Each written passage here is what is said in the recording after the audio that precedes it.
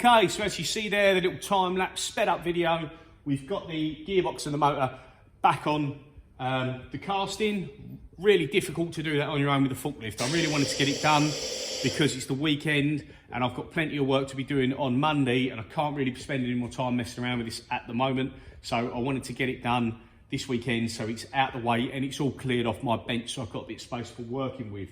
But yes, on your own, that took me 35 minutes to get that back on there. If there was two of you, it's probably a 5-minute job. Lift it straight up, plonk it on, one of you line it up, easy peasy. So we've got to go ahead and we've got to get all the connections back in, plumb in the oil lines, put the coolant hose back on, bolt the cable track, all them little bits and pieces to be done. And then I've got to refit the spindle belts and the tool release piston assembly. Now, one thing about the belts, we're in the UK and I ordered two 20mm belts because the HTD 8mm belt, 8mm pitch belts come in standard sizes like 20, 30, 40. So I measured the pulley, 40mm, I ordered two belts, 40mm. But these have actually come up just over, because they cut these off of obviously one wide belt. So these come up just over, and the belts actually, when I measured them, are probably in imperial size of 1905, so 3/4 inch belts coming up to 38, and that fits fine on the pulley. Obviously this is what we were running. 40mm belt thickness does not fit. It's about 1.5 mm, 2 millimeters too big, so that's why I now realise they're probably 3/4 inch belts. So if you look at the condition of these, luckily these are actually really good. So because these have been cut, I can't send it back, so I'm gonna have to swallow that and take that as a hit. And they'll just have to sit. Maybe they'll come in useful something else one day, but I can't use them. So just a heads up, don't order 20mm wide belts because they will not fit. So yes, I'm gonna get this plumbed back in and we'll see you again soon. We'll do a test video, but I've got to wait for the vector drive to be repaired because I've taken the one off this VF3 and I've put it on my VF0E because the VF0E vector drive went pop. As you can see in one of my shorts, it was dumping all its load to the regen unit and it was overheating, etc. So that's going to be a few weeks to be repaired, so I can't test this just yet. But yeah, cheers for watching. Please like and subscribe if you like the content, and I'll see you again soon. Okay, so I'm back sooner than expected. It's been about a week since that last clip that you just watched. Was going to do a separate video, but decided to carry it on. So this machine's still powered down at the moment, but we have got a vector drive in there. Now, the vector drive from the VF3 is still in the VF0E. This is using the slightly newer type of smart drive, that one there, compared to the white classic. Now, what ended up happening was the company looking at the drives to repair them are really busy. They're a local company that I use just down the road. They're about 5 doors down from me. Now, I knew of a machine that was for sale about 6 months ago, and it was a VF0E, year 2000. It didn't work. There was something wrong with one of the boards, and it was at machine dealers, and it's for sale for not a lot of money, but where it was board-related problems, I did look at it and undenied about buying it, but wasn't sure because there'd been a lot pulled about with it in the electrical cabinet. So I decided to leave it. I recently remembered about the machine, decided to message him and say, have you still got it? Because it was meant to be exported to India or somewhere from one of their dealers. The machine was still there, but a few more things have been pulled out of it. So I asked for some photos. Now the vector drive was still in it, and there was 3, which was the X, the Y and the Z axis, brushless servo motors. And then the rest of the machine itself inside, the table, the covers, the spindle, everything is good. It's just the electrical side that has been pulled apart. Now the vector drive in the machine, unknown condition. I fully expected it to be not working because if not, it probably wouldn't have been left in the machine. It would have probably been gone by now. So I offered them a price, they accepted. It was cheap enough to buy the machine as spares, knowing or assuming the vector drive was damaged and was not working. So I flew over there, I drove over there, quickly picked up and removed the amplifiers, a couple of the board pieces and the vector drive, come back, put the vector drive in, fingers crossed, no, didn't work. Every single error going possible, so now I've got 2 vector drives that don't work.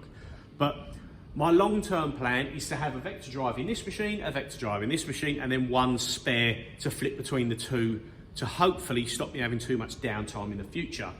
Now, I managed to get the vector drive that I bought in this spares machine fixed. There she is, and it's working, and all is good. Now, the guys fixed that in under an hour with one component that they said was clearly visible what was damaged, and they fixed it. So, brilliant, we got this up and running. My original white classic vector drive, they had a quick look over it because they're crazy busy, and they couldn't find anything on the obvious checks. And I mean, they were manic busy, so they gave me half an hour to look at it, half an hour of their time for them to look at it, and said, look, we fixed that one for you. This one we haven't got time at the moment. Next month or coming up to Christmas, we'll have a look. So I've decided to send that one away to a different company. So we'll see what they come back with at this other company, what sort of quote, and I'll let you know in the future about that one. So we've got a vector drive in here, so this is working, and we're back up and working in that machine. Now, you'll notice that all the covers are back on, and they're on for good reason, because the machine is working. Now, let me turn it on for you. Actually, before I turn it on, I will tell you about the oil hose. Now, the oil hose that sucks up from the sump and goes to the top of the oil pump on the back, that hose was not strong enough and was sucking itself flat. There's obviously quite a lot of pressure sucking up in that pump. What I had to do, I had to undo the gearbox mounts. This was after, I didn't realise.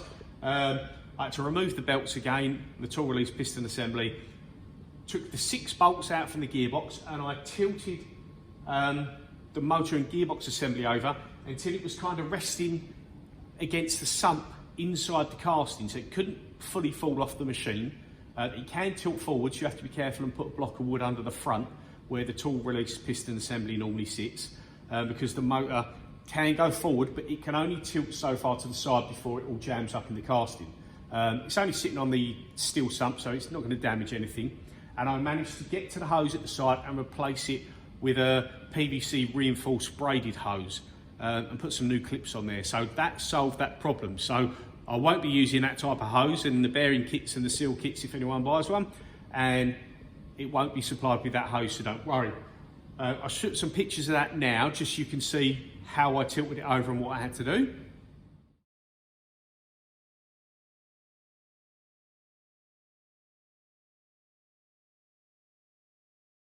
So yeah, there you go. It was an issue that I wasn't expecting, but it was one of them. I am done hard about cutting the hose and putting a joiner in it, and I thought, I tell you what, let's just do it properly, replace it from the sump plate all the way up to the top, and then we're not putting joiners in and extra clips and kind of doing a bit of a bodge job when we've only just tried to get it sorted. So yes, we wired everything back in, all the air lines, the cables, everything was done. And we have had it powered up. I'd like to say this is the first power up we've done, but because of them issues, I had it turned on and off a few times. Now the good news is the power up restart, which is where it had its problem every single time, selecting gear, alarming it out, couldn't find the gear, wouldn't do anything. And as shown in previous videos, there was that massive tss of an air leak constantly. That's gone, and she powers up, restarts every time, changes gear every time, and we are good as gold. So I'm just going to show you whether it will change gear or every power up restart. There you go, so it goes into high and it goes into low. It doesn't struggle at all, it changes straight away. I've done a lot of gear changes, and only occasionally will it have to hunt for the gear a little bit before it goes in, and it's only done that a couple of times.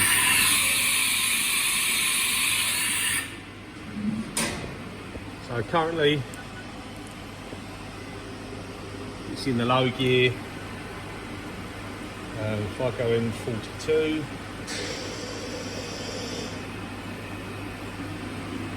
change it to high gear. That is it, you know, it's not even searching for it. It is just pretty much going straight in. And now we go back, we go M41.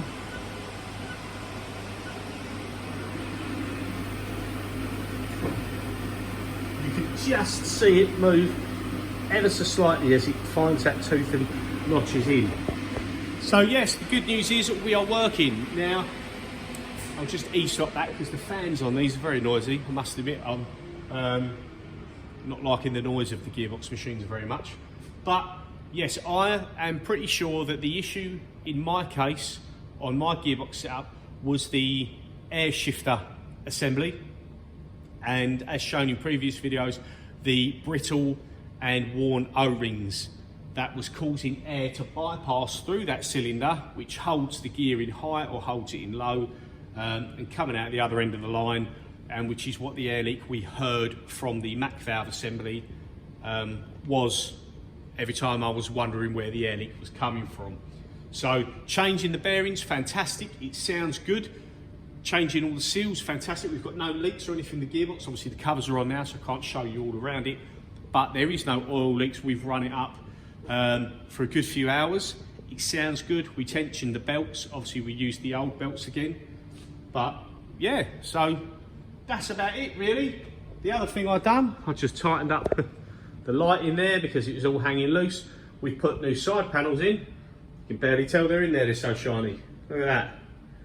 But we have got new panels in, believe it or not. There we go. And also, today, I put the door panels in. Now these ones were quite a bit more difficult to do because I kind of, on the other machine, I could reach one arm inside and one arm outside and get to both edges, but these are a bit bigger. I couldn't really do that. So we've got them in there, and obviously, no secret, we've got the fourth axis, say that properly, we've got the fourth axis on the VF3 now rather than the little VF0E, because when I put it on here, by the time I've got the chuck on it, I've lost quite a bit of the table space and it doesn't leave me much, because also I'm got the tool setter on the other end. When I have it all set up on here, I measured it earlier and I've still got just over a metre. Obviously the chuck's not on there, but it'll come out to here. But even when the chuck is on, I've got, I think it's just over a metre or around a metre of table. So if I was to put a couple of vices on, it's not going to get in the way, so it's going to stay there. The machine was already wired for fourth axis, so there's no dramas there. Everything is working really good. The settings must actually be different on here because they're maybe it's like the acceleration or whatever it is, but it moves faster on here than it did on there, so it's probably a better thing that it's here. So yes, that's going to wrap up the gearbox assembly, rebuild, strip down, tear down, whatever you want to call it. I do hope you enjoyed the videos. I know they're a little bit long-winded. I do like to go on a bit about everything that's got to be done and all the little details, but really, if you're going to be doing this yourself, you want to see those little details, in my opinion, so that's why I keep it all in there without skipping anything. Once again, please like and subscribe.